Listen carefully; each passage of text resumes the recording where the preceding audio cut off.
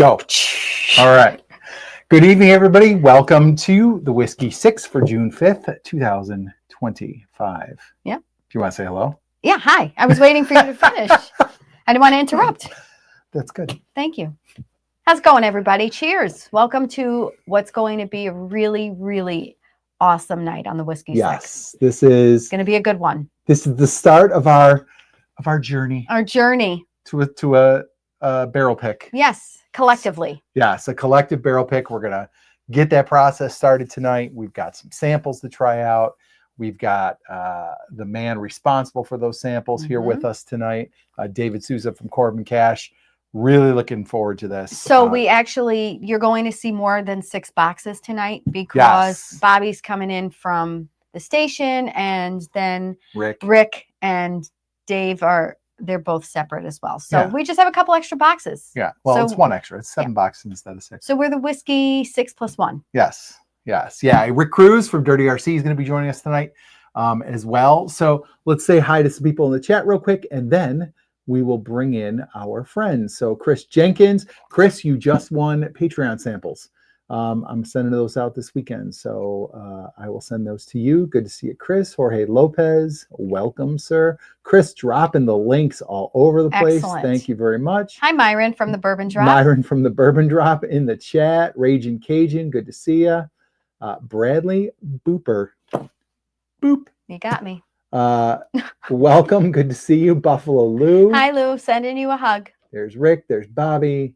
There's Buffalo Lou. There's the Booper again. Every time I see that name, I'm going to go boop. Okay. Show me the proof. Good to see you. Thank you for being here. Cheers to the 6+1. Yeah. And Tony C, thank you for being here. Tony C. People will file in as we're starting up. If you're watching on a channel that's not the Whiskey 6, please, if you'd be so kind, go over to the Whiskey 6 channel and join us in that chat. And if you're not subscribed yet, please do subscribe to the Whiskey 6. Yes, please do. Tony C is an excellent mafia name. Tony C. Tony C. Oh! Yeah, I like it. Do you have a velour tracksuit, Tony? And some really white sneakers. Yeah, optic white, yeah. Okay. So why don't we bring in the rest of our comrades, and then we'll bring in David and get going here. We'll get started. All right. So where do you want me to go? You go left to right. Start with Bobby right there. Okay. So live via satellite from the firehouse for the 6th consecutive day. And yeah, this is, so Bobby sent the samples. These are all the pieces of the axe haul that we have here. Well, no, he brought them to us, right? You know, hand delivered. Hand delivered. Yeah. With his axe haul. Yeah. Let's bring him in. Bad Axe Bobby from Bad Axe Bourbon. Bobby, what's up? Right on. Not a whole bunch, man. This is my Friday. I get to come home. So nice. I'll be home tomorrow for sure. Early, bright and early. Yeah, excellent. Good. It's been a long 6 days. Yeah, I'm 6 sorry. days in the firehouse. I mean, no matter how many calls you run, it's mentally just very stressful. But can I tell you what? Yep. You make it look good, buddy. You make it look real good. Thanks, man. You're welcome. You make Brian look good. Thanks. I'm right here, guys. Jesus. I love these guys. They're wonderful. I'd ask what you're drinking, Bobby, but I know you just might got a cup of coffee, right? Coffee, decaf. I mean, decaf. I could drink regular coffee, but decaf. Cheers. Cheers. In the Cat Lives Matter. Tomorrow, yeah, cat lives matter. Bourbon for breakfast. That's right. Bourbon for Bobby for breakfast. There we go. We do that. All right. Let's bring in. I'm assuming he's kind of right down the road from you, so let's bring him in. Actually, we'll bring him in as a guest. Let's go over here. Okay. All the way from the great bluegrass state of Kentucky, the home of bourbon. Our resident cowboy, Sean from with Whiskey Wars. the best voice. Oh, thank you. Yeah, that's right. You're welcome. He said, "Oh, thank you." I don't know about you guys, but I have a handful of Bobby's wood. So yeah. Hey, you all got a handful of my wood tonight. We'll all be holding your wood in our hands. Bobby, I love the way your wood feels in my hands. Jesus. I tell you, it is nice. I thought since I am holding Bobby's wood, I might as well drink some of his pick as well. So cheers to Bobby. Oh, right on. He's holding his wood and drinking his juice. Yeah, it's quite a night. that is still my favorite pick. That of a rye. That is It's very good. is very good. What's up, 21090? Todd in the house. Good to see you, brother. Thanks for being here. Cheers, everybody. Great shot. Not to mention 210. Yeah, we're working on a great shot. We bring them in. We let the people. We let the anticipation build up. 21090 has also been a two-time Whiskey 6 guest. Yes, So- and a fill-in panelist Yes, as well. that's what I mean. Todd is the utility man for Mhm. this. Todd this, is the man. You need him. Yeah, he really is. And a two-time Corbin Cash picker. Yes, Oh. I think more on the Right. way. Just like That's we got. right. That's on the Amazing. way. They got a lot of different picks, man. You guys are killing it, Todd. Todd said he's always ready. All right, let's bring in from the Bourbon Drop. And everything he says is absolutely correct. I agree with everything. It's Myron from the Bourbon Drop. What's up, Myron?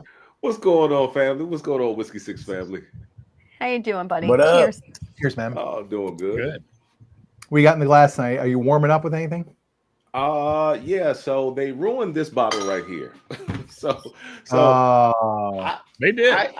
I had this bottle and I thought it was bad, and then I heard a lot of people say that, the early times, man, the new blue tin cap, I do like it. It's just as good. I said, maybe I got a bad bottle. So I went out today and bought one along with this OESO, because everybody tells me that these are good. Which this is actually better than the other ones. The other two are just Oh my God. kind of bland.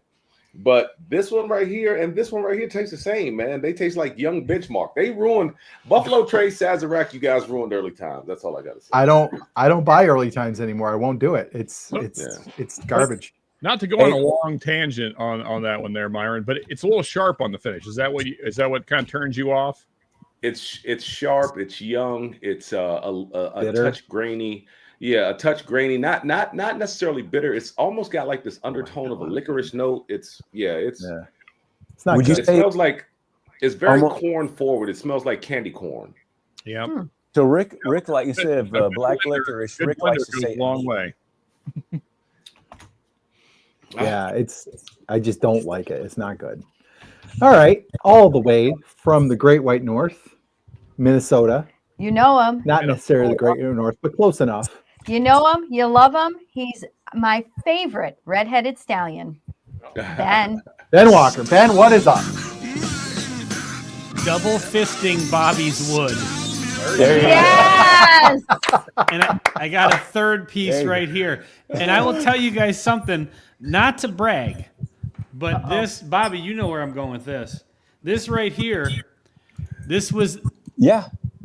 the first ever piece of the table ever sent out to anyone. Yeah. It was like from a couple of years ago, from the That's original true. table. That's true.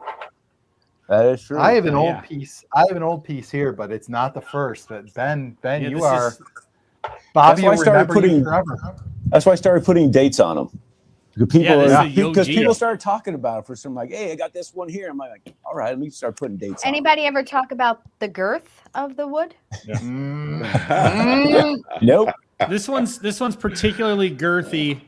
This one's a little more length. That one looks bent. Well, it's What's that called? slight I curve to don't- one side. Yeah. Hey, I was just gonna say, Myron.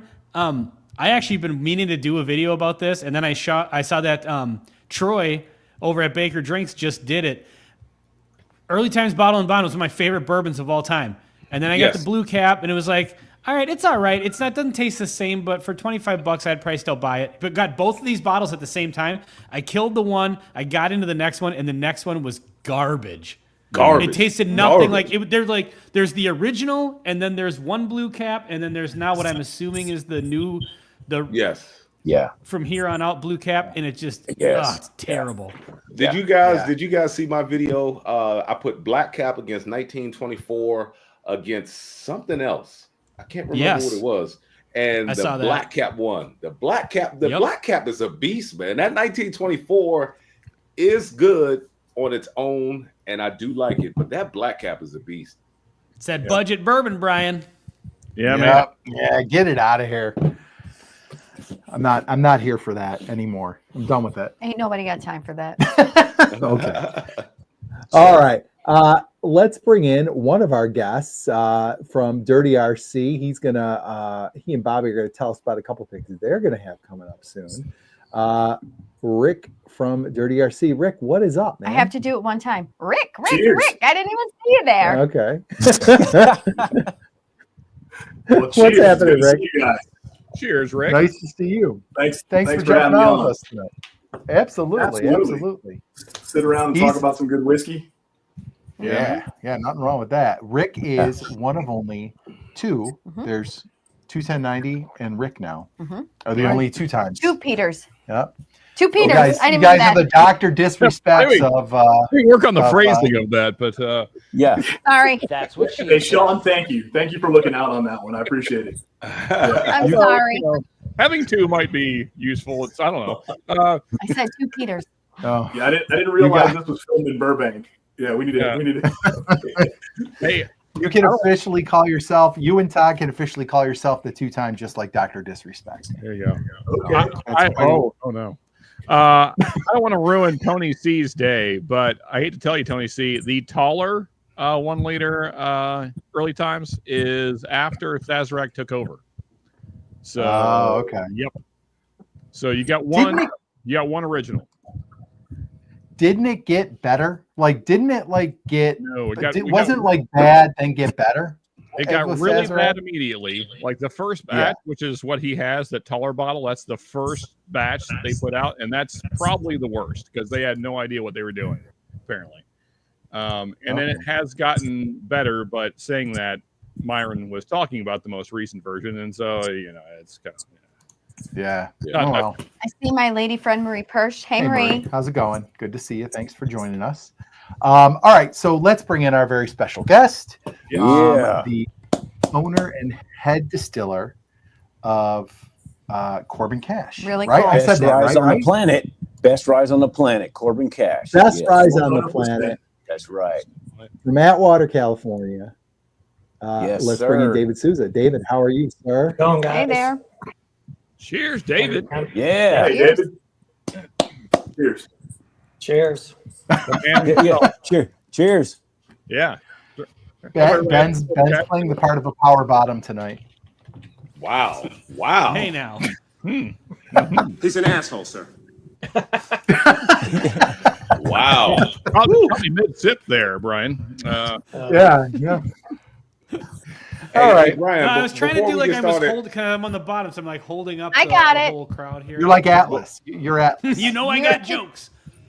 Hey Brian, before we get started, I was talking to Matt from Whiskey Wisdom, and he said that it drives him crazy when guys are watching on different channels because they can't communicate. So everybody who is watching on all of the separate channels, go to the Whiskey 6 channel and then get into that live, and then that way we can feed people into the Whiskey 6 live, and then everyone can communicate within the chat. Because Matt was like, man, and we've experienced the same thing, not being able to, like, if I see someone in the chat I'm trying to talk to, if I'm in my chat, I can't communicate with them, so I have to go to the Whiskey 6. So everyone that's within the individual chats, that are in the individual chats, join the Whiskey 6 chat. That way you can talk to everybody else.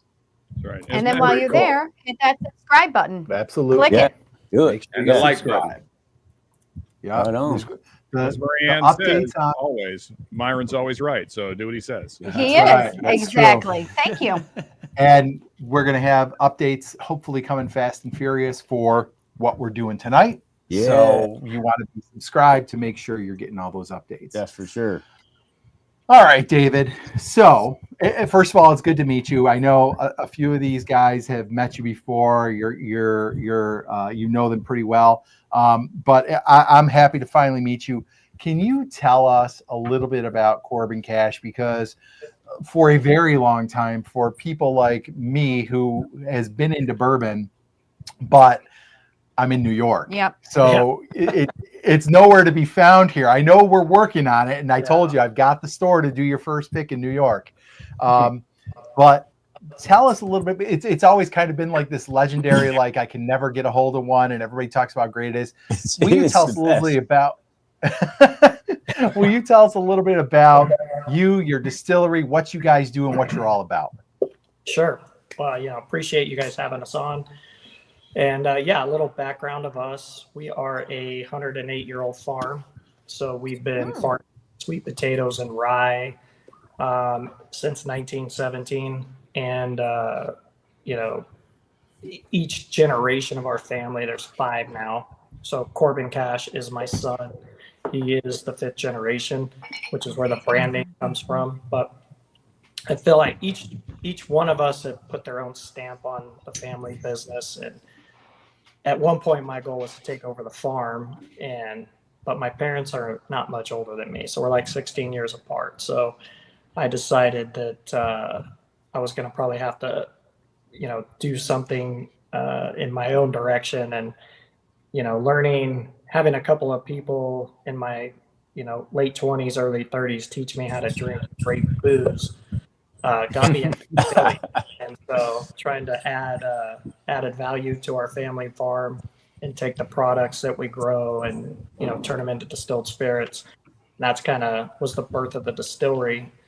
And working with 100% rye and 100% sweet potato products was definitely very challenging in the beginning. But it took me about 3 years to get the process figured out. I bought a book off the internet, built a still, kind of started this thing in my garage. And then once I figured out, I think I got something here, then we got the license and actually built a full-fledged distillery. And it's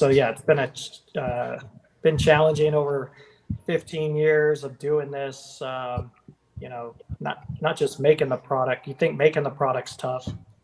Selling it's even harder. So building a brand, gaining your your recognition of, but it just takes time. And we always laugh. We spent many years with a really giant distributor, and we didn't really get anywhere. But then I always joke it's kind of a blessing in disguise, because this year we're going to release our first 12 and 13-year-old whiskeys, and if the distributor done what I wanted them to do, we wouldn't have that whiskey. So we'll look at that as a blessing. And everybody's chasing age now, so that is probably going to fly. Yeah. Oh, yeah. People are going to lose their minds. Yeah. That's awesome. Hey, David, quick question, going back a little bit. What style still was the first still you built? The little homemade. So the one that I actually made was 5 gallon. Like it was, I basically took an old beer keg with a copper column and kind of built a condensing unit, and I used a little electric kettle to heat everything up.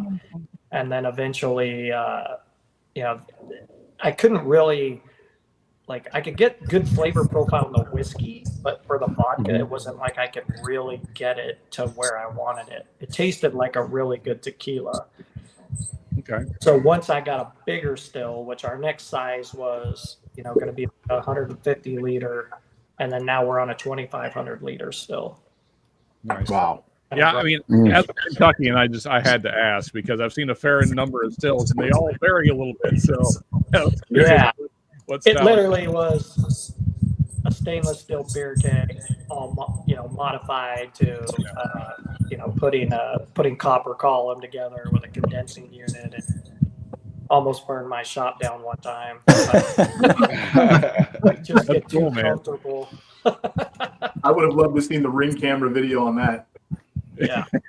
Well, it's funny. I was so careful.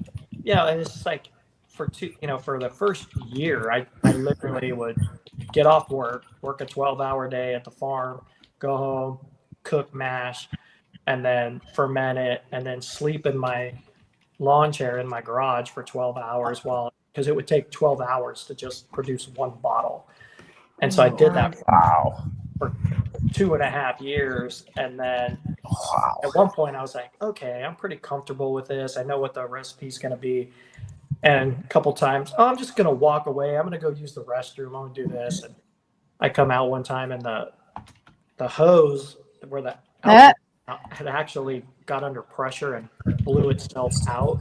Oh. At that point, I wasn't using electric anymore because I was impatient. I see you, Ben. I'm going to use... I see you, Ben. I hate it when the hose an actual burner. And Bobby, if there's a fireman, you could say that's a no-no. So Yeah, I'm yeah. using an open flame. And when I came back from the restroom, So tempting, the though. hose had blown out and it was spraying alcohol in the open flame, and it's just like the whole thing. Nice. Thankfully, we didn't burn anything down, but Damn that's those when hoes. That's when I realized this is why it's illegal to distill in your, like, you'll never get a home base. Right. Can I ask one question? Because this is one thing that I've always wanted to know. Sure. Whiskey is a waiting game. So you really don't know what that product is going to come out tasting like at the end. But like when you get it off the still and you get that like what is it called? New make. Like how can you tell, like what says what process do you go through that says this is going to be good, some good whiskey? You don't. So I mean, I think when you're tasting the White Dog coming off, you know, it's coming off at 135 to 140 proof. You can taste, you know, the difference between those heads and those tails. There's just this sweet spot.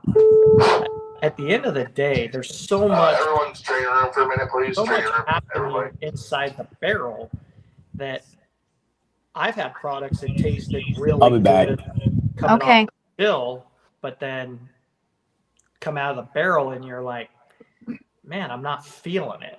So a lot of it has to do with what your mash bill is, what you know, and what barrels you use. So, I mean, it's there's no 100% guarantee, but you can tell by astringency coming off the still, or if you had a bad fermentation, like with beer, it won't be as prominent like when you taste bad beer, because obviously you're drinking that final product, but you will taste those differences coming off the still as well. So, you know, but we literally still taste every gallon.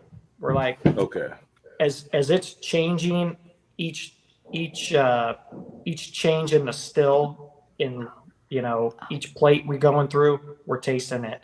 And so we're always looking for adjusting for the best flavor profile. So it's either like good shine or bad shine. Correct. When it first comes off. Exactly.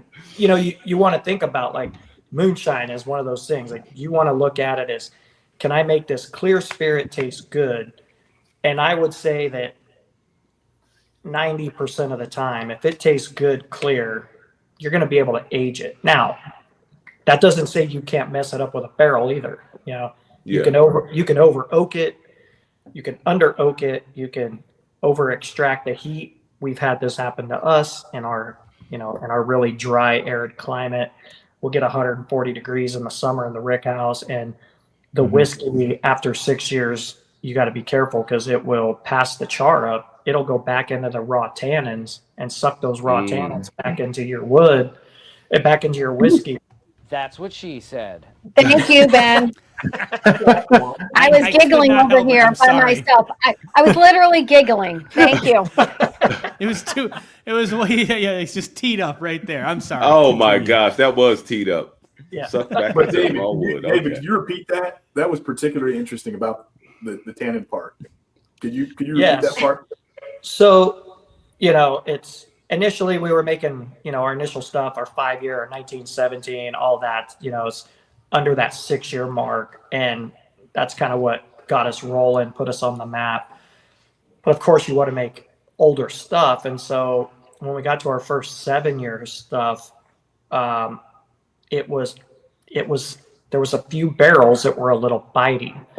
And when I took the barrels apart, we could see where the whiskey had surpassed the char. So I would say your typical charred barrel after 5 years, that charcoal, which acts as a filter, it's going to be kind of spent.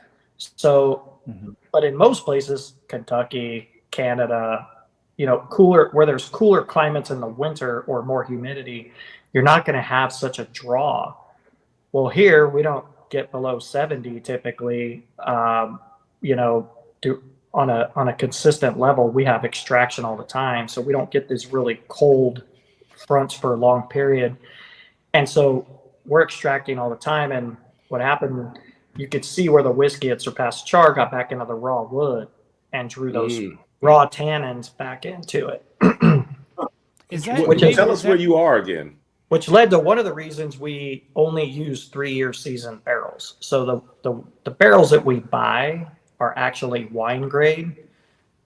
They cost between $600 and $800 a barrel now. So quality wood. If we don't do that, we definitely have to do some temperature control. So tell us where you are. Tell us where you are, because you keep saying. So we're in Central California. We're in the kind of the breadbasket of California, but dead central. It's very arid. It's probably the most deserty part of California. So our temperatures, we can get up to 115 in the summer with zero humidity, and then but our rick house will get 135, 140. So, sheesh. Holy smokes. And no wonder you have some of the high proof stuff. Yeah, that's how we get those hazmats. Just sucking the water out. Yeah. For sure. David, I got a question about you were saying about when the whiskey surpasses the char level. Are you guys getting a little bit of an echo, or is that just in my earpiece? I have a little bit. Yeah. I got no echo. Sometimes it's there and sometimes it's not. Now it's gone. I agree, Ben. Yeah. Okay. Correct. Anyway, I was listening. I can't remember what I was listening to, and they were kind of explaining that with like toasted barrel products. So is that what they'll toast the stave? So then when the whiskey gets past that charred level, it goes into a toasted. It starts pulling from a toasted stave or toasted wood rather than like that, just the raw. Well, so with toasted barrels, I think you don't open up as much. So depending on, if they're double, you're either going to have a toasted barrel or char barrel. But what some people might do is to char, if you're going to double barrel and then maybe go into a toasted barrel. But the toasted barrel isn't going to open up, as deep into the wood. So it's going to be, I think, a little more, what do you say? Might be tougher for the whiskey to surpass that, since it's not, when you char the barrel, you're just burning it and open it up. But also all that char becomes a filter. So all that char that's left in the barrel is filtering your whiskey. So to me, what I see at least in our area is the toasted barrels aren't going to extract as much flavor. So you're not going to risk as much as going in as deep, kind of like why they toast wine barrels. It doesn't go as far into the wood. But the key is, if a barrel isn't seasoned, so if a barrel's only seasoned, say the standard whiskey barrel's 18 months.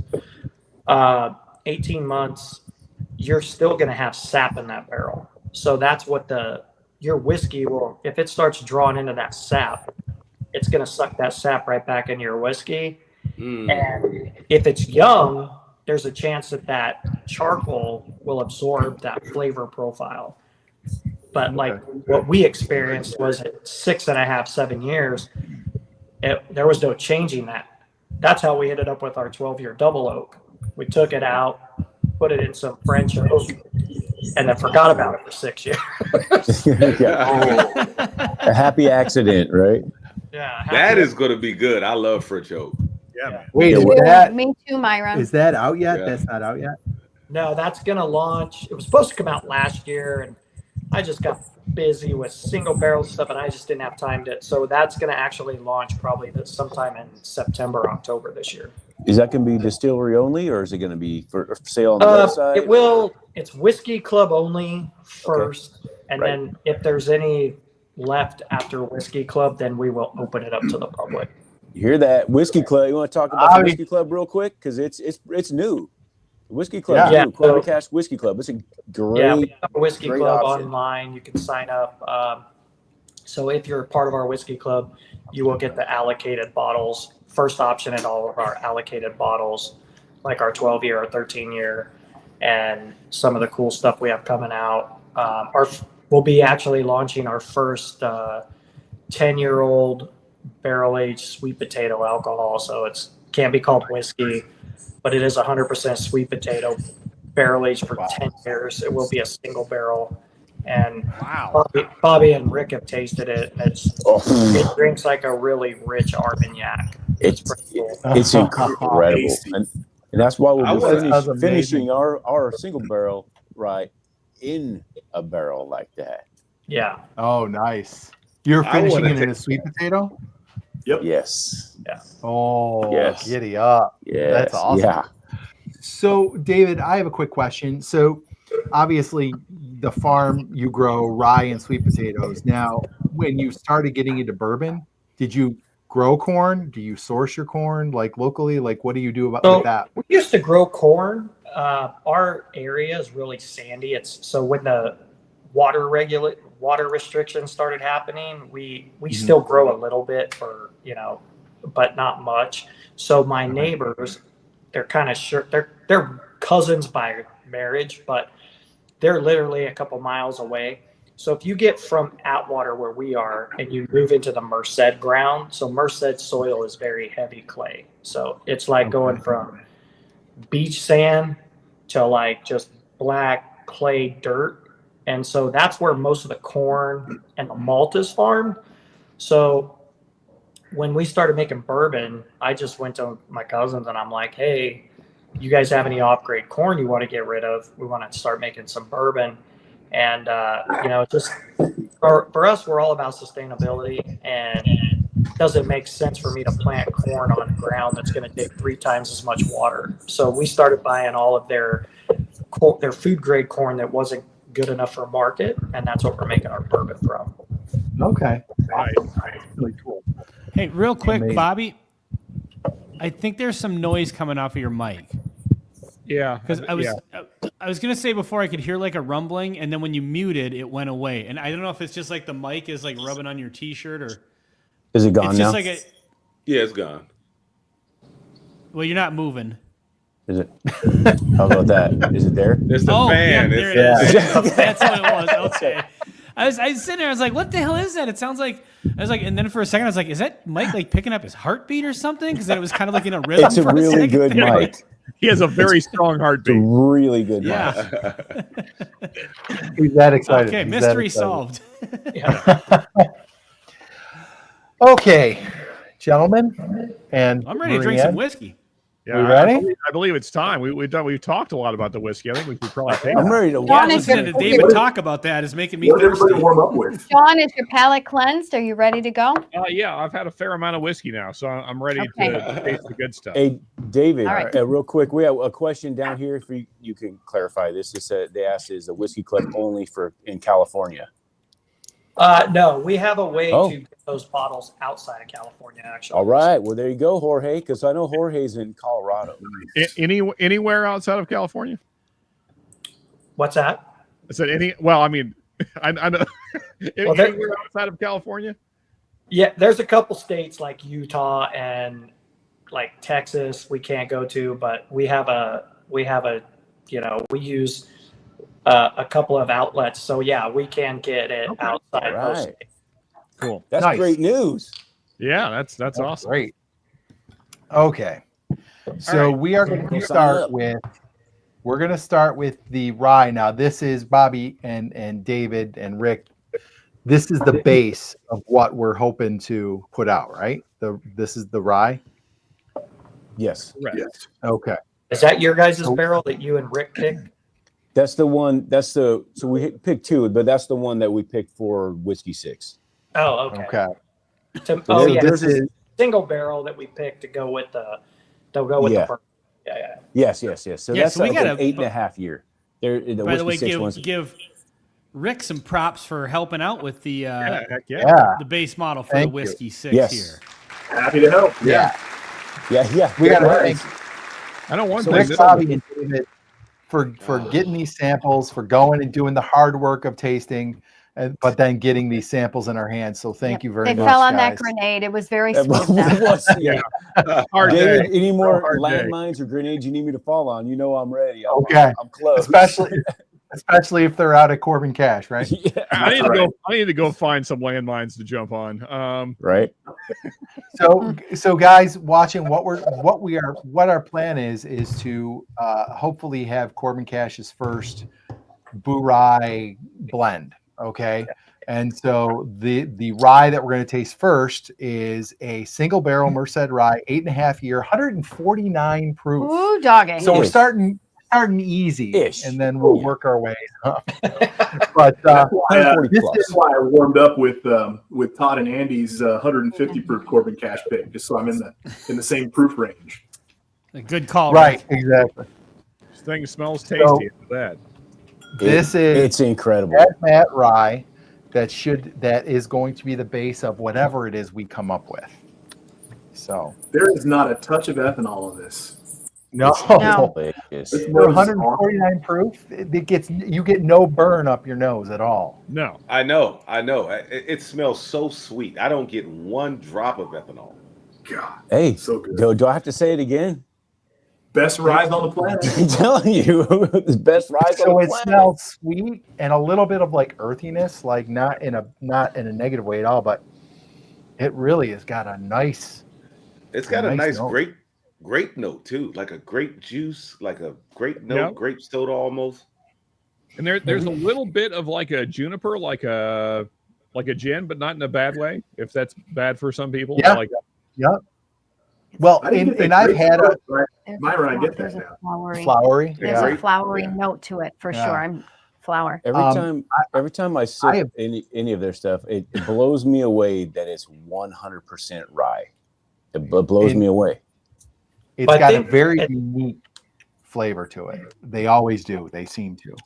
Well, and I think that's where we go back to talking about the terroir, right? So, and I think Bobby and Rick tasted this difference out. So when you come out to the distillery and you do barrel tasting, the whiskey, the rye that's grown in sweet potato fields, has all those florally, more fruit forward, like dried apricot, butterscotch notes, versus the rye that's maybe growing on an almond field that had been pulled out of almonds, or just a rye field that's been in rye for many years. Each one of those terroirs tastes different. So, which is something, we wouldn't know that if we weren't the farmers. So we're starting to see like the fields that have been farmed over in sweet potatoes, that adds a lot of complexity and just different flavor profile notes. And so I think when you taste the actual single barrel sweet potato, you're going to see a lot of those same notes within it's going to kind of make sense for the rye, why the rye tastes the way it does. Mm-hmm. I was going to ask, and you obviously just answered it, but growing the sweet potatoes obviously influences the rye. 100%. Yeah. So, the rye was, for 90 years, the rye was just farmed as a cover crop. It was, it was dust control, weed control. And then eventually when I started making whiskey from it, it became more viable for what we do now. But initially it was just a cover crop. Well, I gotta say, David, I'm not upset right now. I know that. No. Well, no, not at all. That's great. The other thing is, if you handed this to somebody and was like, "Here, this is almost 150 proof," there's no way. They'd be like, "Get the hell out of here!" It drinks so nice, and I know bourbon snobs hate this word, but smooth. Like there's not a bit of harshness to it. Like if you put those two things together, 149 proof rye, people are gonna be like, "Oh my god, that's gonna melt your face and be so sharp and hard." And this has none of that. A garden snail. Yeah, if I was doing this blind, I would guess like mid 120s. Yeah, exactly. Yeah, I think so much smoother. That's the cool thing that even I'm surprised about. It's like I wish I could say I was just like, oh yeah, I just know. Like, but I think a lot of it is a combination of the type of rye we have, because it's not a traditional rye like you get in the Midwest. So I think that component has something to do with it, but also the way we handle our barrels, the way we custom char them, a lot of that it has the influence as well. Has David gone sideways, or am I having a stroke? I don't know what's happening. Yeah, you're sideways, David. I'm either way drunker than I think I am. What's that happen? Is that I was going to say the same thing, Sean. Yeah, I've only had a couple of drinks. Oh, No. Let me. That's that 149 proof kicking in. Just lay on your side. Just lay on your side. Immediate. Yeah, that. David's gimbal's been infiltrated by Russian hackers. Yeah. Keep going. Let's see how I can fix that. Hold on. Uh-oh. Oh, there you go. Nope. That didn't help. No. Can't you turn the camera? It looked like it was working when you were actually turning it. Yes, and like when he was doing it, no, the other way. I There really we keep go. saying, Yeah. keep going. You tricked there. Yeah. Oh, No, Go back. Hey! there we go. That works. So, a little bit of shameless promotion. This whiskey can turn your world upside down. If that's good or bad. That's right. Right. There it is. That's our tag. Deck Night on the Rocks. Welcome. Good to see you. Yep. Right on. Right on. Well, Brian's got that Hellfire Club shirt on, and since this whiskey turns you upside down, maybe we could come up with something like the upside down. Or, Brilliant, sort of thing Ben. like that. Ben, you're so smart. Ben. Well, from your lips to God's ears, Marianne. This has such an interesting, like, even just the few sips of this. There's just like, once you swallow it back, there's this wave of building like heat, but not necessarily ethanol heat, but it's like this warmth, just building flavor. And I can't put my finger on it. It's got like a little bit of cinnamon. It's a little bit tart, like in a very sweet way. I think maybe kind of Myron was saying that grape, almost like a grape candy, like very lightly. But I've noticed on some of the other Corbin Cash products, I've gotten kind of like somewhat of a fruity note, but then kind of like an underlying, like an artificial chocolate, like Tootsie Roll style chocolate, or not like milk chocolate, but like that. And then it just kind of comes together and gives me like a Tootsie Pop. Like, you know, when you finally just bite into the Tootsie Pop and you get the Tootsie Roll and the flavor after the three licks, the sucker too. Yeah, after the 3 licks. After the 3 licks, Yeah, do what the owl told you. That Tootsie Pop, that Tootsie Roll note, that chocolate Tootsie Roll note, it's slightly earthy, and then you get that like it's this burst. It's like this burst of a grapey. I don't know. It's got a really nice grape note. It's got this really nice, super sweet, fruity grape note, and then I get what you're saying, Ben. You get like that Tootsie Roll chocolate. It's not like a milk chocolate or a dark chocolate. Yep. It's like a little bit of an earthy Tootsie Roll chocolate. Yeah. Hey, Myron, is this your first Corbin Cash? No. Remember, we had Todd's 21090. Oh, right. Yeah. Right. Okay. Same This is no one's situation. first experience with Corbin Cash. No. Yeah. Well, I remember. Yeah, and it does not drink anywhere near as proof. No, it isn't. It isn't as hot as what you would think it is. But what I'm getting is like a close to a cayenne pepper, but not in that like awful way that's burning my face off. It's like, I don't know if you know, but sometimes people make cupcakes, like especially chocolate cupcakes, and then they put like a bit of cayenne in there to give it a spice. And so like to go, yes, for real. There are bakers who do that, especially on like challenge shows. They like to put a little cayenne in their chocolate, especially their cupcakes, to give it like that little bit of punch. And so to go along with like what you're saying about the Tootsie Roll, like I'm getting like this cayenne kind of warmth. And I think that would go that goes really well with like the chocolate that you're describing. Yeah. Mm-hmm. Wow. And it's not fading. It's really it's a nice burn. It's not hurting or anything like that. It's just a nice rich burn that I actually 100%. really enjoy when I'm drinking whiskey. And the aroma, like the flavor that it leaves, like the finish, I guess, it sticks around for a long time. Yeah, like you have that aroma in your mouth lingering for a long Yeah. time. Mm-hmm. So what are we drinking next? Otherwise, I'm just going to end up pounding this. So I think I guess the David, 50-50, right? Dave, what do you normally get on? Do you remember this? Do you get the very similar notes on most of them in that year range, like from 7 year to 8.5 to 9 year? Yeah, I think sometimes there's a little more of that cinnamon spice in some batches. batches versus other batches. Sometimes I attune that sometimes to where the barrel's at in the rick house. Okay. The higher barrels maybe tend to draw a little bit more of that cinnamon note. But that's the first time I've ever heard grape. Like we get a lot of fruit, like apricot, butterscotch, like persimmon, but I haven't heard grape. But it's interesting, like it's fruity on the nose too, for sure. Yeah, I think that's a flavor note you are tuned into too, Myron, because you get grape a lot on stuff. Like that is one, like when you have your Eagle Rare, you always talk about like how you get that. A lot of people note. get grape on Eagle Rare. I think it's something you're like tuned into for sure. So Ben, do you hear this a lot? Come on, Ben, pound it. When I remember when I was tasting it, I got that cinnamon. It was like a candied cinnamon, almost like Red Hots. Like Swedish fish, cinnamon, red hot, cinnamon, red hot, Brock's, Brock's cinnamon, something like that. Yeah.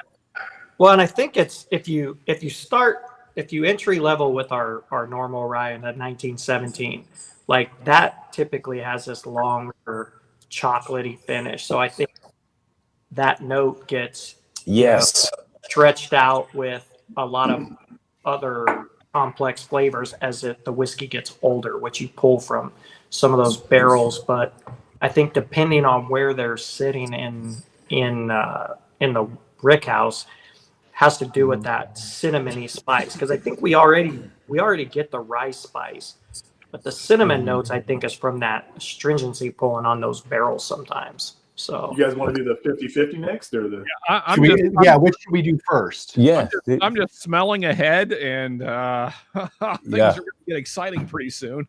So we doing 50-50 or the 66-33? I'm on the 50-50 next. 50-50 as well. That's what the plan was in my head anyway. 50-50, and then while we're pouring this up, David, Deck Knight asked, what's the distribution plan? Is there a plan to distribute to Tennessee, specifically East Tennessee?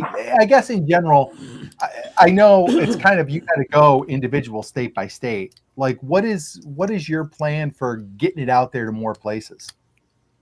Well, so we just switched distributors this year. So by the end of this year, our goal is to be in 5 Western states. So Nevada, Arizona, Washington,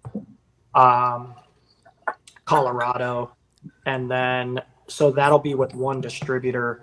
And then we're also, we've been using, with our single barrels and all the whiskey clubs and, YouTubers have been using Bourbon Concierge. And so I don't know if you've seen the new tags we put on our bottle that they have this, the RFD. So we've been tracking those all over the country, and actually they're going all over the world. It's crazy. We got stuff in Australia, Japan, Brazil, but we've been looking for the hot spots of where we're finding the bottles. New York is one of those hot spots. Let's go. And, so we're kind of trying to figure out the key the hard part for us is just, it's really not, is their customers, is the distributor, is finding the right distributor that's going to give us the attention to get it to the retail. So we've had 3 or 4 retailers from New York call and want to pick up our regular line plus do single barrel picks. So when we have that, it makes it a lot easier because they're going to go to the distributor and be like, hey, we want to pick this up. In the old days when we just rely on Southern wine and spirits to do it, it just doesn't work in our wheelhouse So, but yeah, we're definitely looking at New York. We would love to be in Tennessee. I think, although it's a franchise state, so sometimes the franchise and the control states can be a little challenging sometimes. So we have to kind of take those on a, individual basis. So if I want my shop to get a Corbin Cash pick or start carrying Corbin Cash, I need her to get on the distributors, basically. Well, so we've had such an outcry from New York. I'm actually seeking out distributors. It's just really trying to pick the right one. So, the big guys, it's like, oh, you want to go to Southern. Southern's never going to really sell our product. So we're looking for, more of a mid-tier. So we've been in contact with a couple of different ones that. So hopefully by the end of this year we'll have one picked out and be able to distribute to New York. Great. And we've had retailers say, "Hey, we'll use LibDib," and we can use LibDib. They have their own challenges, but if our goal is to keep the retailer happy as well and make it easy for them. Okay. Cool. All right. Right on. All right. Has anybody gotten into it yet? You going 50-50? Yeah. 50-50. I have gotten into it, and you may see a grown ginger weep on the internet. I might cry. This is so good. Yeah. This is a complete Ben, departure I'm glad you from hit that the one ride. first. So one thing I'm 2 sips in now. The first sip is going to come across very light because it came off hazmat. So I would let the second sip just kind of sit in your mouth a little bit to kind of soak into your tongue and get your palate adjusted. That's what she said. Yeah, Thank you, Ben. Thank you. What is the I'm proof? just sitting here giggling. What is the proof on the bourbon that you? That's what I want to know. The proof on the bourbon was 106. Okay. So this I can tell it's lower proof. Super sweet, corny. Yeah. It's really sweet, like table sugar sweet with a little bit of caramel. It's man. Myron, I love hearing this. That's what I was gonna say. Is like everything I'm getting off of this is like your bacon cookies. You got the granular sugar, you got the brown sugar, you got the melted butter and the caramel. Yeah. There's a little bit of sweet stuff. And it's one of those like sweet tasting things where it almost feels textured. Like you can almost feel the sugar. You ever have that when you sip something and the flavor of it almost feels like it has a texture? Mm-hmm. This is leaning, I wouldn't have guessed that this is 50-50. This is leaning way more towards a bourbon for me. Yeah, agree. And I think it's quite different than just the rye itself. Oh, yeah. And but boy, this is, I was going to say, I know Bobby said, I think you and Rick both had a favorite. And I was going to say, if this isn't it, then I don't even know what the hell is. I'll say Rick, Rick, and David all had a favorite, and it was the same one. Okay. Yeah. Okay.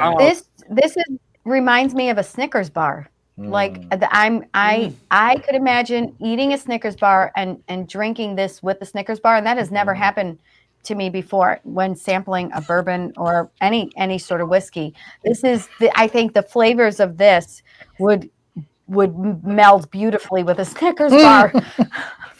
Yeah, this is amazing. For me, the grape note is really punching hard on this one. For me, really, yeah, like grape Jolly Rancher is what I'm. I mean, one of the notes I'm getting.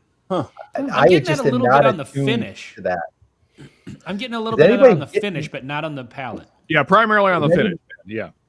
Does anybody have like a campfirey smokiness in your mouth when it's gone? No, I do.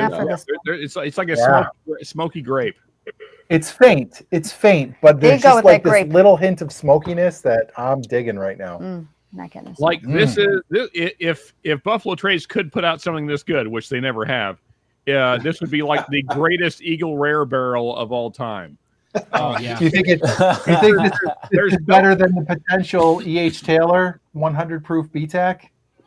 Yeah. Right. I mean, because like I've had some pretty good Eagle Rares. The problem is, they water them down to 90 proof. If they stopped being bitches and made some good whiskey, then they could maybe try and make something kind of close to this. Probably not this, but maybe they could try. Yeah, Sean. The more you probably don't remember what it tastes like. Right? David, you probably don't remember what it tastes like, we lost right? you, Rick, for a second there. Man, that's good. I faintly, but now you guys are making me want to taste it again because I know, me too. I'm like, you mother beepers. I'm at work. Yeah, it's unfortunate. I'm going to drink crow. As you drink it, the sweetness actually calms down a little bit, and you get a lot more like. I'm getting caramel, not like the super sweetness of the caramel, but just that buttery caramel flavor. Like, buttery. This is really good. Okay, so now almost like buttered caramel corn is what I remember. Oh, yeah. Yeah. So what? So now I got a question for you guys. What do you preferring? Are you preferring that single barrel? Or are you preferring this? I know they're completely two different animals, but we're talking I'm preferring this. Yeah, Okay. this for me as well so far. Because it's different. It's different. Here's the problem, Bobby, is that I already know how the conclusion. So hey, I'm just glad you guys like these two so much. So I can't. I'm waiting to get to this one because I know how the story ends. So did you get into that one already, David? The mash bill on the bourbon. The mash bill on the bourbon. So this is a sour mash bourbon, right? Not a sweet mash bourbon. So this is a 75% white corn, 25% Merced rye, and then 5% Pacific malt. Okay, so we're doing math on that, right? So there's a lot of rye in this bourbon, so it's still heavy on the rye. Yeah, it's a high rye. Yeah, high rye bourbon. The high rye. Right. David, I got to say, man, if all goes well and everything goes according to plan, I would love to do this again with a hazmat bourbon because my God, if this is like this. Yeah. I don't know that I've ever seen such a, you know how you can tell when somebody smiles, it's one thing, but when you can see genuine happiness on their face, Sean looks like a kid on Christmas morning right now. He does. I'm very happy. Yeah. I mean, you just look absolutely giddy, man. I love it. I kind of am. I'm pretty happy right now. So David, the bourbon that you blended the hazmat rye with, was that watered down any? Was that uncut? I mean, so when we made our first sour mash, I wasn't a bourbon guy. I became more of a bourbon guy after I got into the business. So we started out with a sour mash, but these barrels were, we wanted to kind of reminiscent more of Kentucky. So they were temperature controlled. So we went into the barrel at 110 proof, unlike our hazmat. Okay. So our hazmats went in at 125. Our standard rye goes in at 120. These particular barrels went in at 110, and then we temperature controlled them. And after 4 and 5 years, 6 years, some of this is 4, some is 6, we're at about 106 proof. So we actually went down in proof like Kentucky. So that's. So I was going to ask if you guys thought about going in at a lower entry proof to get more body in the bourbon, because this is it's very viscous. I mean, I like it. Everything about it I like, and I was wondering if you watered it down. So really, Sean, we are drinking not hazmat, but we are drinking cash strength. Yeah, they didn't water any of this down.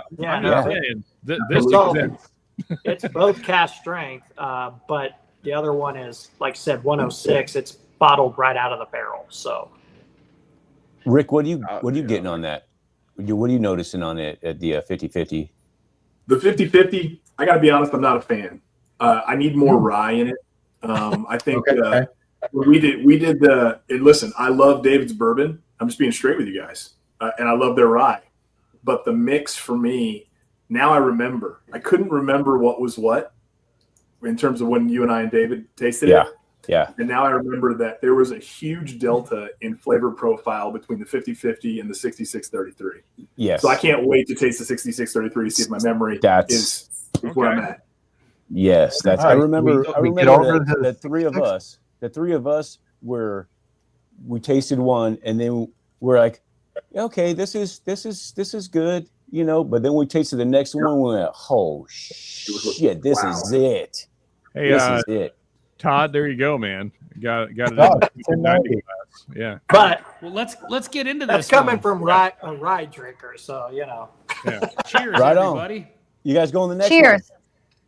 Are you guys on the 66 or you're still on 50? Yeah, we're on the 66. Shoot. All right, I'm behind. You get with it. My God, the nose on this. So is it Todd that's on or Andy? Todd. Yes, it's Todd. It's Todd. It's always Todd. So Todd, I'm drinking 210 Old Crow Pick. Nice. And I absolutely love this. It's got This one tastes a little bit like mezcal. Like it's got that smokiness to it. All right. This all right. like one- that. What's that? More than the other two. This one comes off more ethanol. Like this one on the nose seems proofier than either of these two. It was hot on the nose for sure. It's got more of the rye in there. This is for me. It's butter. It's butter, caramel, and cinnamon.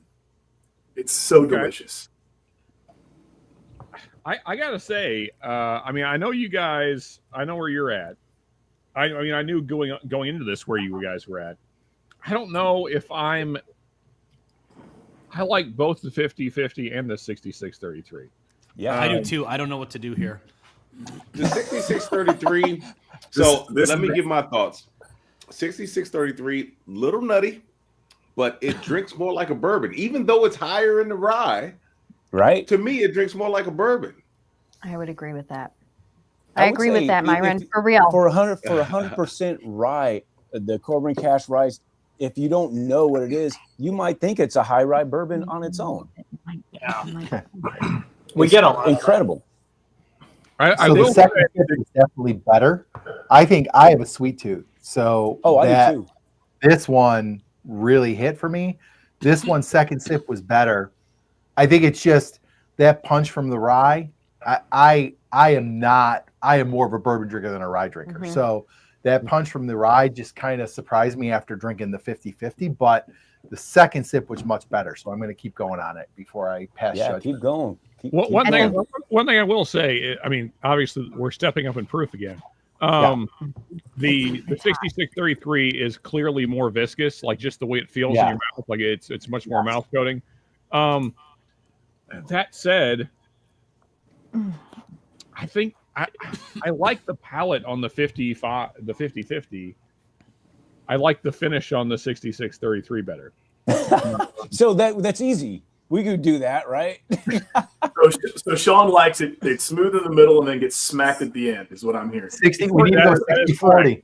Just in general in life that's. I know what that 60. What's the last one we're tasting? You know what? What is the blend on that one? What's 66-33. You know what it tastes like to me? It took me a second. Have you ever had those roasted street nuts where like they're selling them on the street with the cinnamon and stuff? That is exactly what that one tastes like to me. Huh. Yeah, it took me a second. I do think I'm with you, Sean, on the finish. What? Like Somebody said something. What? Oh, sorry. Who was somebody said something? I said about the cinnamon nuts, and somebody said something I didn't hear. No, I said I'm surprised Ben wasn't on the switchboard for that. Yeah. Oh, street nuts. I said that's why. My hands full of whiskey. I was saying, I think I'm with you, Sean, on that because this one has that finish like the rye did. Like it sticks around for a long time. It's a very pleasant, like warm finish in your mouth. Hell yeah. And just to clarify, I like the flavors of the 50-50 better. Yeah, I do too. I do wish that the proof was higher. Like I wish they punched a little harder. Just the flavors themselves. I'll say between the two of them, it's the flavor profile is more unique on the 66-33. I would say so. Yes, I would say that it's more of a ride with the. I think the 50-50 is more of a. If you're just gonna get into it, it's an easy sipper for anyone from just getting into it. Even if you're not a big whiskey drinker, if you're more nuanced, I guess there's more to talk about, more to do, more going on with the 66-33. Yeah. You know what I'm looking forward to doing? More complex for sure. I'm looking forward to doing the Benny Walker blend at the end. Benny Walker blend. There you go. Yeah. Which will be like 1,000 proof, right? Yeah. Well, according to Ben, like his whole philosophy, you add it all up. There's no average. It's just whatever's in the glasses. That's what the proof is. Some of these are already combinations of things, so we have to add those together as well. Exactly, rye Sean. and 2 bourbons. I'm mathing with you, Sean. I'm with you. It's fine. I got it. It's like 1,000, minimum 1,000. I do have to credit. That's actually Greg math that I just continued when he left the channel. Speaking of which, saw Greg last night. Talked to him for a little bit. All right. Greg. Good, man. Yeah, it's winter is over, so So neighbors people are come starting out of to their see house. each other again. And Yes. the whole winter long in Minnesota, so you just see each other across the street on your front porch, No, or when you're clearing the driveway and nobody stops to talk when you're doing that. So 100%, we feel you here in Fredonia. We feel you deeply.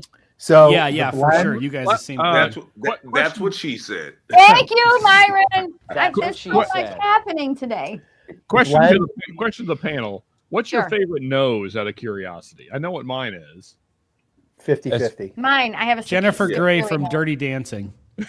Thank you, Ben. Did you hear what I said? I said I have a Skip Fury nose. Ben, you and I are just like on it today. Kids. We're on it. Okay, I'll agree with Sean on that. I like the nose of the 50-50, but I'd rather 50-50 on the enjoy nose. drinking it than smelling it. Yeah, I agree. I'm just curious. So Yeah, So- I would agree. That's the Was middle that one, a right? immediately after? Would you rather lick it than smell it, or drink it than smell it? Was that We're immediately talking I about two didn't different hear things, that. Myron. Yeah, Myron, I agree with everything Myron says. And Okay, so licking is now always the I'm answer. gonna but say, anyway. was that nose immediately after the pour, or did you let it just settle for a little bit to let some of that ethanol burn off? Mine might have been sitting about 45 minutes is when we started. Okay, drinking. so you're still sitting open. Yeah. Okay. I wonder if any of these are the neck pour. Yeah, I think Only Ben. I think that 50-50 definitely, like I'm getting more burn on the nose on the 6633 than I did on the plain rye. Like it's wild. But the 50-50 for me has a better nose. I am torn on the palate though, because the bourbon drinker in me loves the 50-50. Yeah. The whiskey like nerd guy likes the complexity of the 6633. Yeah. So Brian, that's I was kind going to of- say almost that exact same thing. I was going to say, like this 50-50 is exactly what I'm looking for out of a bourbon. Yes. It's incredible. This like I could literally drink this all day, every day. This is amazing. I love it. I don't absolutely recommend love that though, Ben. I don't it. recommend. Because, no, I don't either. Every day. So Yeah, fellas, here's but no, the- like go those ahead. sweet notes that those Yeah. like this is dessert in a glass, and it's Yeah. got like there are certain bourbons that I sweet. have that I absolutely love that about. But like you said, Brian, the whiskey nerd in me, this one is more of a conversation piece. This is the one that Yeah. you pull down off of the shelf when your buddy, who is also a bourbon enthusiast, comes over, and Yep. you want to pour him something that he's never had before. You take this 6633 out, and you be like, try that. Yeah. You know what I Yeah. mean? Like And- that's you bust this one out for that. It's changing as you sip on it more too. Yeah. That 66 Yeah. one. What's Guys, a possibility to do everyone- both? I mean, they both sound great. They are Yeah. both great. But guys, go back and forth very quickly. No palate cleanse between. Go back and forth between the 50-50 and the 6633. What's your favorite finish? Because I think I'm about to go back to the 50-50. Okay. All right. I Okay. really I won't say. You go ahead and do that, and Wait, then you want me to drink it without drinking water in between? You just want me to sip both of them? correct. Yeah. just Okay. Raw right- dog Okay. it. Okay. So- Okay, Ben. For you, I will. My So- redheaded stallion. Real quick, O'Malley 16, he says, why am I not seeing other people's messages? We're streaming on several channels to try to get Go exposure. to the Whiskey but 6. we really want you to come over to the Whiskey 6 channel, and that we're hoping that's where most people are. We're trying to So drive come the on traffic. over to the Whiskey 6 channel.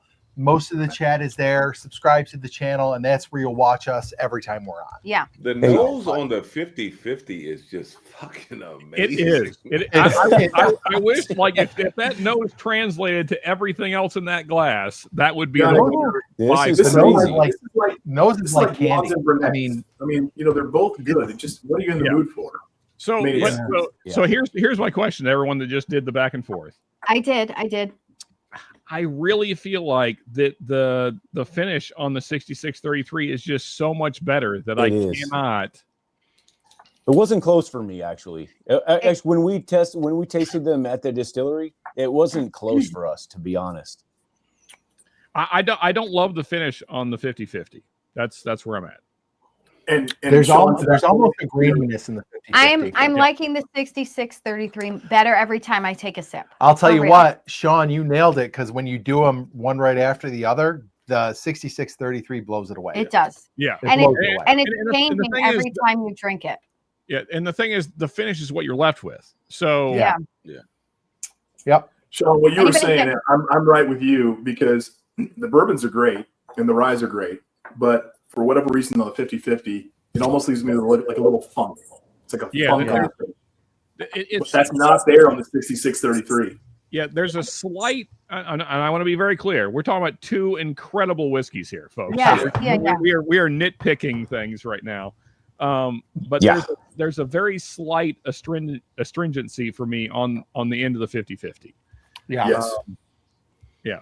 I get that, but I'm only getting it. I'm only getting that from Raw Dog and the two next to each other. That's it. Exactly. If you do them back to back, then you notice it. You're right. But I wouldn't if we had this in a single barrel, I wouldn't sip another whiskey alongside it. So that's what I'm saying. Like, I think the influence of the other one may be causing that. Yeah. You know what I mean? I think the 6633 makes the 50-50 come out a little flat because of that. So I think that rather than like an astringent bitter thing, I think it's just more that it makes it flat because of the exceptional finish on the 6633. And I definitely got a little bitterness when I went back to it. Okay. For Thank sure. you. And what you look like you wanted to say something, David. Yeah. You're muted. I can't hear. I've been dying to hear David's word bubble this entire time. We can't hear you. Yeah, we can't hear you at all, David. Has he been talking this whole time? And Yeah. Bobby won't like this, but 6633 is 666. Oh, I don't like that either. Yeah, we're missing some decimal points. There are some decimal points missing. Yep. Oh my God, are we going to have an Iron Maiden tater Oh sticker? my God. No, because then you'll get copywritten. Bum, bum, bum, bum, Yeah, we'll probably get sued into oblivion. No one copyright strikes you faster than the Iron Maiden. But anyway. Can you hear me now? Yes. Yes. We got you, David. Were you talking that whole time, David, and just thought we were ignoring you? No, I was listening. Okay. No, I was He's like, these guys are dicks. Yeah. No, I think it just boils back down to that rye is just more complex than the bourbon. Yeah. Like the sour mash bourbon, we get a lot of like, it's really smooth, it's really tasty, but it's not, there's not a lot of super complex notes to it. It's just more of a really easy sipping bourbon. Yeah. It's an easy drinker. It's an easy drinker. And so I think we had the same conversation at the distillery when we mixed them as 50-50. Just the nose on it though is like, man, it's like the nose is incredible. It's caramel corn. Just so the sweet. nose is like candy, just like candy. It's a beautiful nose, and it tastes really good. It's just I think we need to maybe we got our next candle. It's like it's like a frosting because someone that joined before we even started tasting the 50-50, someone that joined on my side said, cupcake. And then when we got into this, I told him, I said, yeah, the nose is like cupcake frosting. Like the nose is incredible on the 50-50, but the body and the flavors, that 6633 is special. Yeah. Myron, I like when I'm sorry, I just like when Myron went, And okay, so I know this is our pick. Brian is right there. I know this is our pick, and we're gonna do what we want. But one small consideration is who's going to buy this. Yeah. Probably people that know about whiskey and want more complexity. Yeah. I'm just throwing that out there. They're 100% nerds. If they're watching us, they're probably whiskey nerds. Yep. Here's my thing, and I know that we're probably pushing too far here, but could we talk Jay into buying two? Well, the problem is I'm not against that, but it's mixed with the same barrel, so you wouldn't have enough. Yeah, we'd have to. But split, wait, we'd have to. Well, split two barrels. Listen. So we could technically take half of each barrel and make two separate full barrel picks, right? Because it's going to be a pick that's made from two barrels this time, right? Right.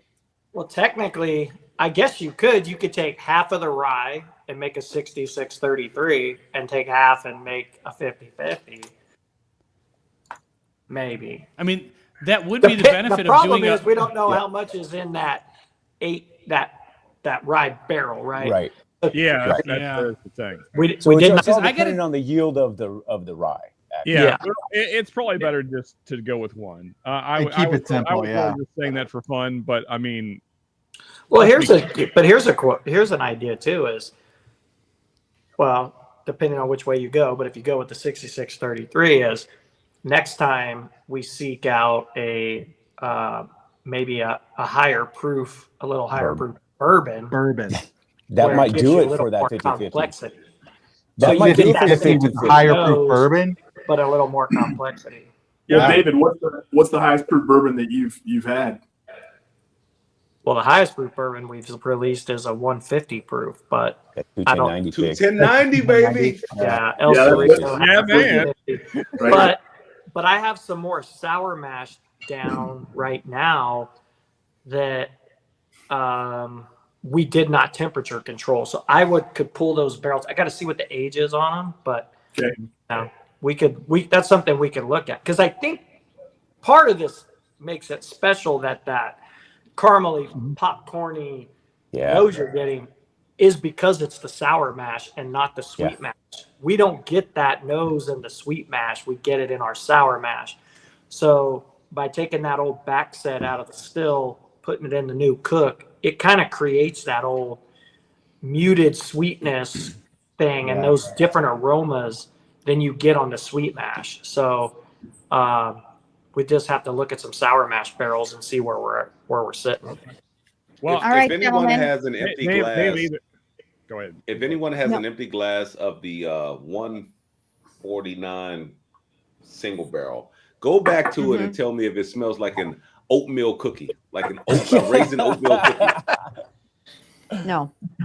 Not to me, Myron. You're talking about the original rye we tried, right? Yeah. Sorry, man. No, it's not quite empty. I have a very small amount in there. This rye, to me, it smells like a cinnamon oatmeal cookie. The producer and me is going to get us back on track. So I'm going to have everybody vote. We're going to vote. We're going to pick, and then we have to move on to our roundtable. So we don't have. Yeah, I was going to tell you guys I have to leave a little closer to 9:30 tonight. 9:30 my time. So let's figure this out. David's going to tell us a little bit about the process of getting this. The labels. Okay. So I really want to do Would You Rather today. Damn. Oh, we can do that too at the end. Bobby, you have a vote? Oh, I'm going 66-33 for sure. It wasn't even close for me. It wasn't even close. Sean? I think I have to go the same just because the finish on that is so freaking good. It really makes it for me. Myron? They're very close. 66-33, baby. 666. All right. No. We'll have to change it just slightly. I agree, Bobby. I'm not down with 666 at all. 66.7. We'll round up.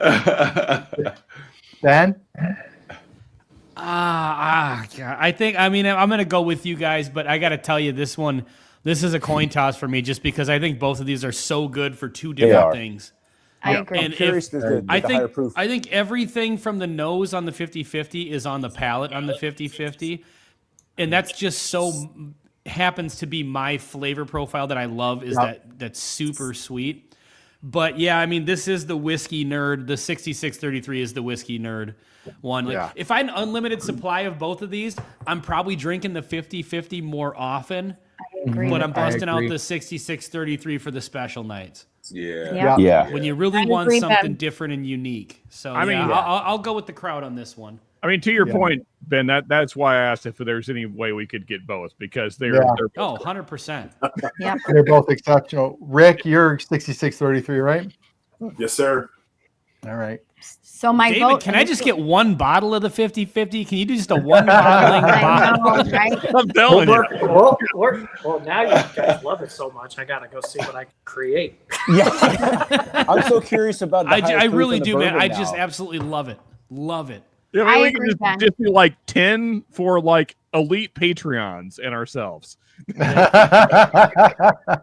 Well, and I'm leaning more towards ourselves on that one.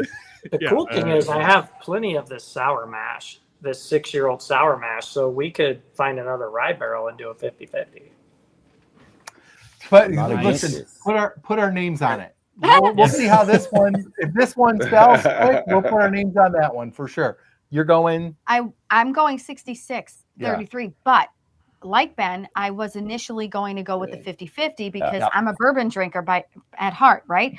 But when we raw dogged it, The change in the flavor, change in between the two, and that finish, and I got something different on the last time that I tasted it, and it was cherry. Yeah, I thought it was unique enough that, like, yes, you want something unique to give to people that you're giving this to for the first time. So 66-33 for me. Sorry, that was a long explanation. And here I go with my Benny Walker. And I am almost exactly with Marianne and Ben on this 66-33 because I think it is the more interesting, more complex, and overall better product. But I like the 50-50 a lot. And so I would like to explore that in the future, David. And to whoever said that was, I had a good take on something before. Thank you very much. I appreciate it. I don't know who said it. I think it was actually Rick. So thank you. I'm blending. I don't know. Like you guys are you're convincing me that maybe a 50-50 is our, that's a staple bourbon.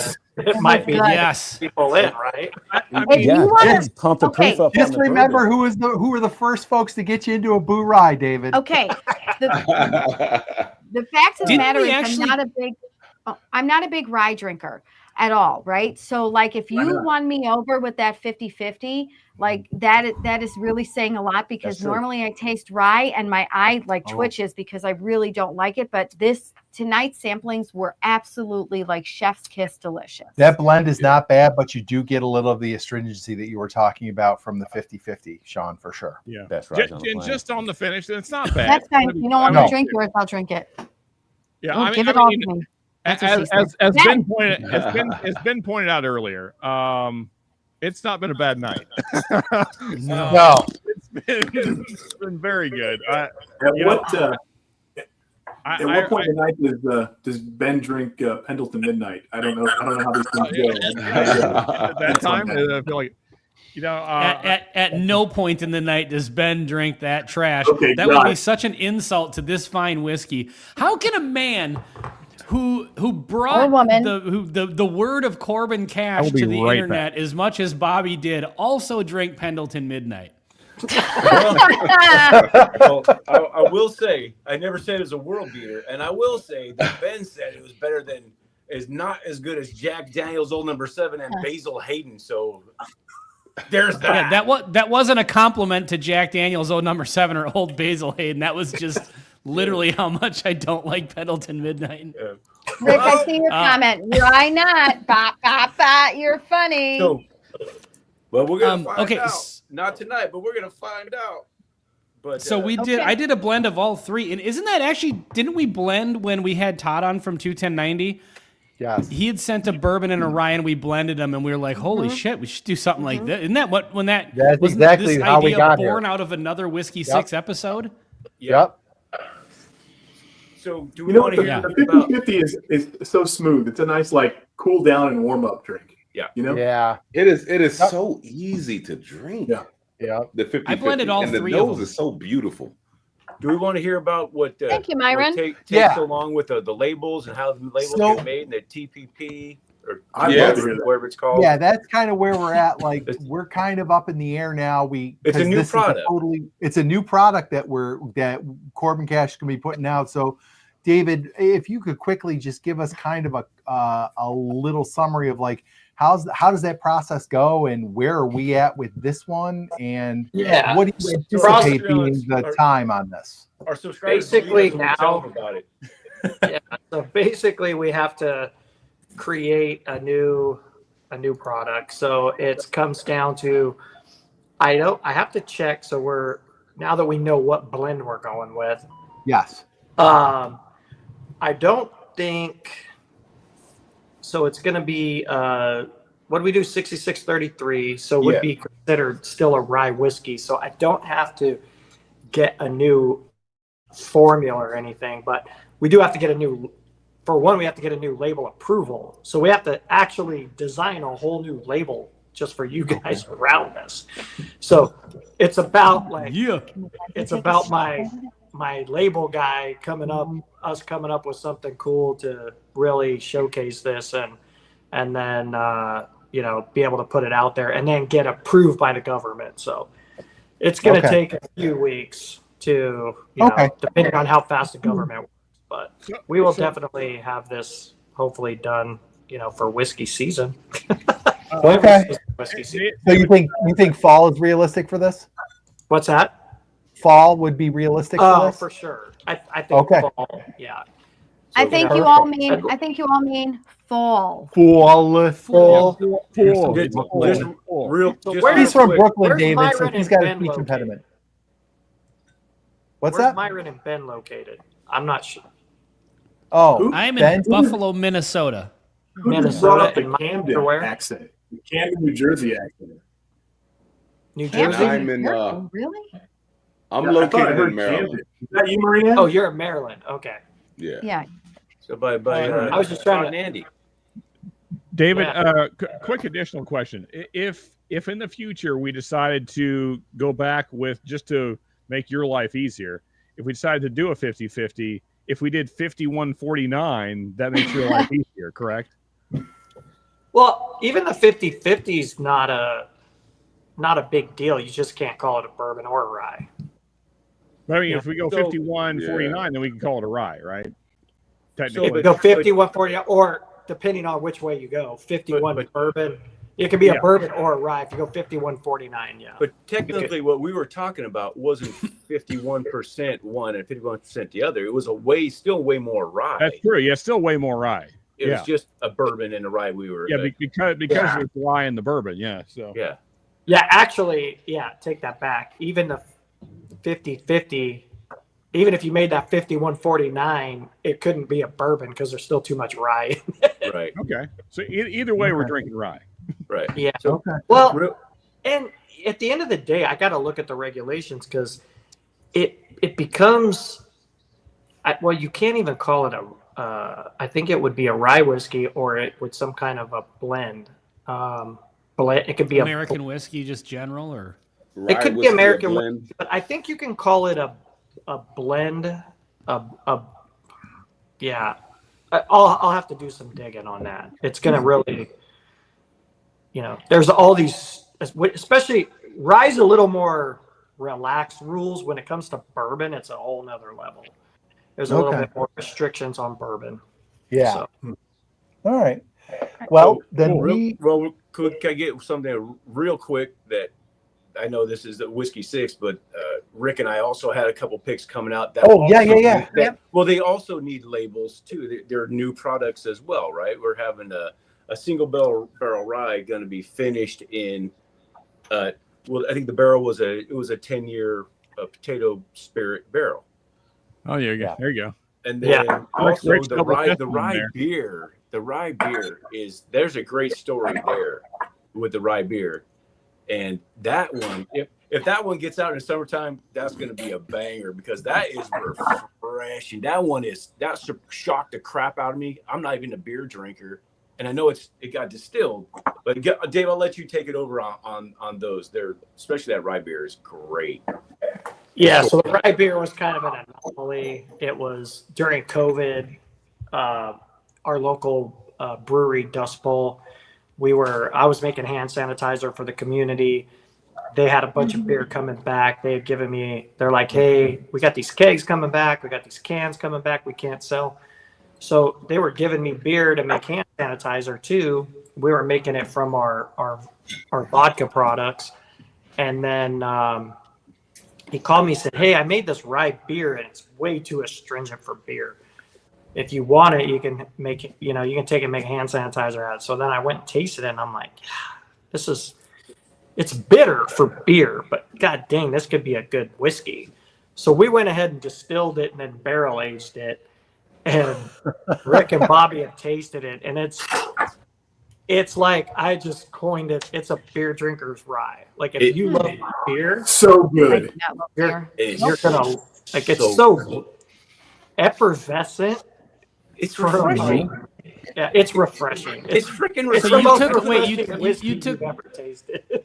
you took rye beer and distilled that into rye whiskey? That's Yeah. crazy. Yes. Barrel aged it for 4 years. It's like a mad scientist. It's off the chain, dude. Yeah. I don't That's even amazing. Crazy. I'm So not a beer essentially, drinker, and I was like, whoa. It's essentially a malt whiskey, but it's a malted rye whiskey, but it has hops in it. And so the hops, but it's a really light hops because a lot of hop beers, when you distill them, they're just like IPAs are just terrible. But this one was just really well balanced. And, we didn't know what we'd get out of it. So it's been in the barrel, I think, almost 5 years. And I was going to say about 5, you said, right? Yeah, about 5 years. And it's just super refreshing. Like, it's an anomaly. Like, it doesn't taste like anything you've ever had before. And the proof How do I join this whiskey club? The proof is in the 120 or something, isn't it? The proof is high on it. It's so good. It's got to be up. I don't remember if we proofed it, but I'm imagining typically after 5 years, we're going to be in the 125. That's what I thought. Yeah. And it's the beer drinker's gateway drug to rye whiskey. Yeah. It's awesome. It's so good. I need a bottle of this. So Yeah. So I know there's 2 barrels that have names on them, and one is ours, and one is 21090. Yeah. So we were first. We're coming for you, Todd. We're coming for you. So there's that. So it's incredible. I don't even. There's only 3 of us here that have tasted this. It's so good. It blew my mind. I'm like, what do I do with this? This is really good. It's so hard to explain.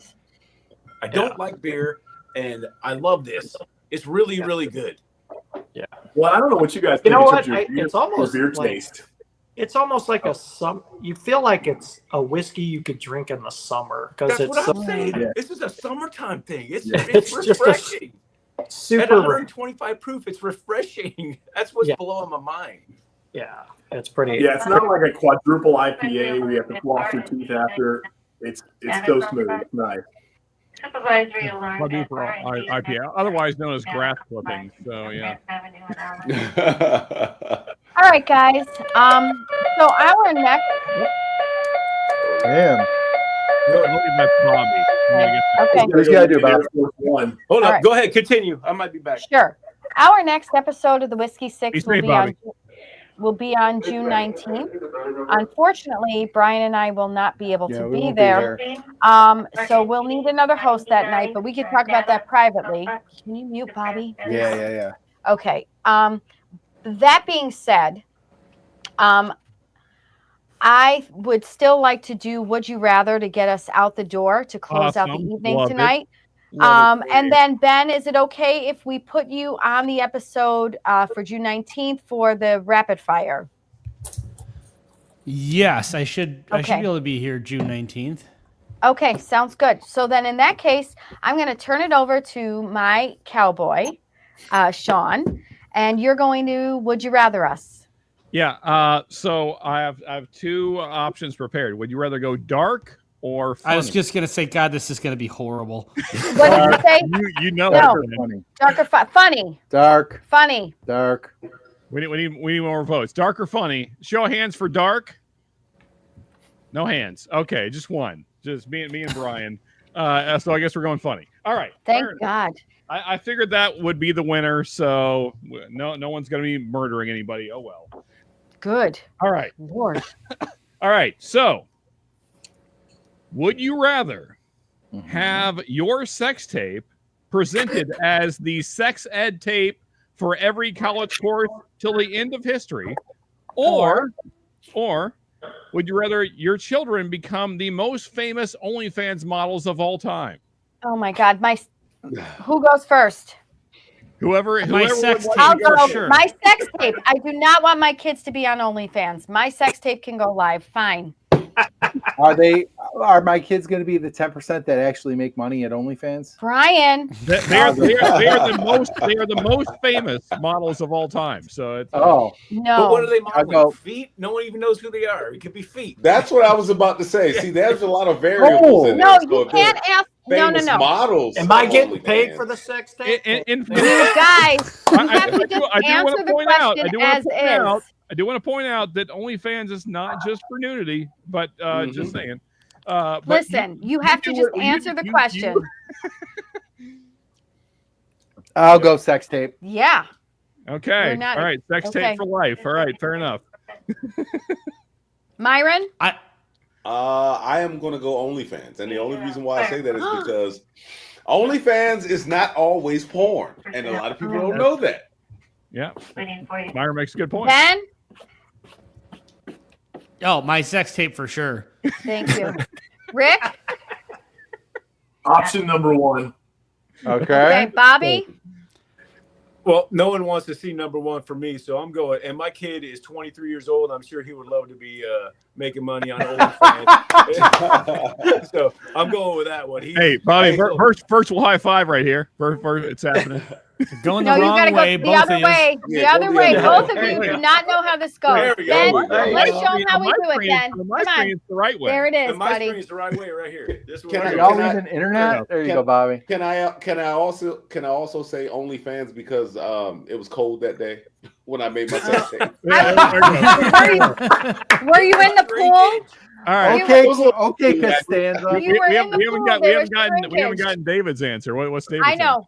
David is next. Am I getting paid for my sex tape? No, sir. No.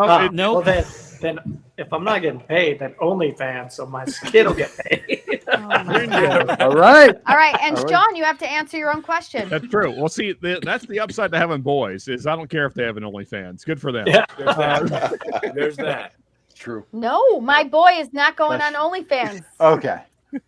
All right. Well, so I guess we could say that at some point in the coming months, you're going to have a 6633 rye bourbon blend God, coming at you. I thought you were going to say something else. I was so worried.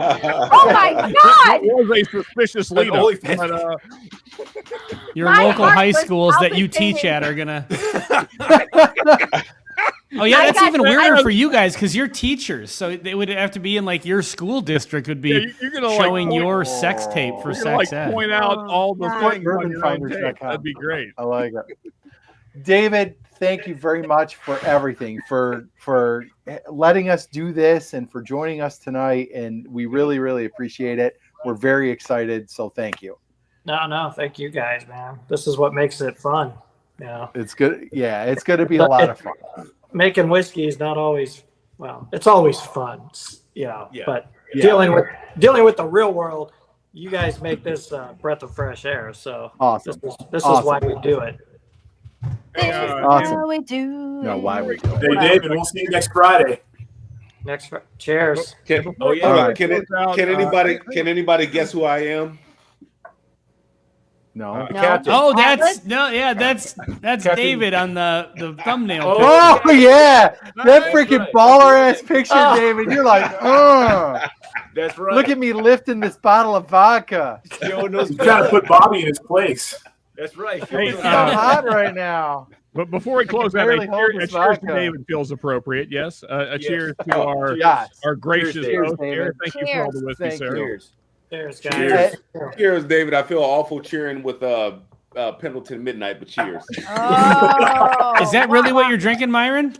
Yeah, I cracked Bobby's sandal, man. And, That is unfortunate. After all that, dude, you can't do it after all that, dude. Wait, I you were just wanna supposed to do a review of that, Myron, and you save it for a blind.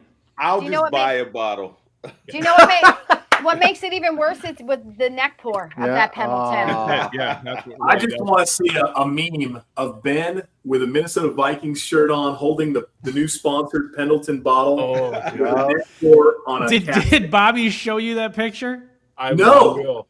Oh, it's hilarious. Oiled up. The irony. Oh no, But because every time I go to a liquor store here and they've got a Minnesota Vikings thing sponsored by Pendleton now, I'm putting in there a text message thread. I'm like, oh hell no. But it's got to be your old like Wade Wilson jersey from middle school. There you go. Old Well, school. You're going Go back Vikes. now. Hey, and Yeah. I do have to point out one last. I do have to point out that David's a Raider fan, so I'm just gonna end that right now. Oh, There you go. Yeah. Well, you and Dang. David both, and probably Rick too. Rick, are you a Raiders fan? Dude, No. you don't even want to don't get started on Rick. Oh God. please say you're a Niners fan. Oh no, Is he a Browns fan? no. Oilers, Titans. Oh, Okay. Hey, listen, Oilers don't even we've exist. had a rough spell, but pay attention to Cam Ward. That's all I'll say. There Okay. you All go. right. All Hey, right. you won Fair enough. in the draft. All right, folks. Thank you all for joining us tonight. We appreciate every one of you for watching. Make sure you subscribe to the Whiskey Six and make sure you subscribe to Bourbon Note, Bourbon Drop, Whiskey Wars, Mash and Metal, Bad Axe Bourbon, Dirty RC Bar.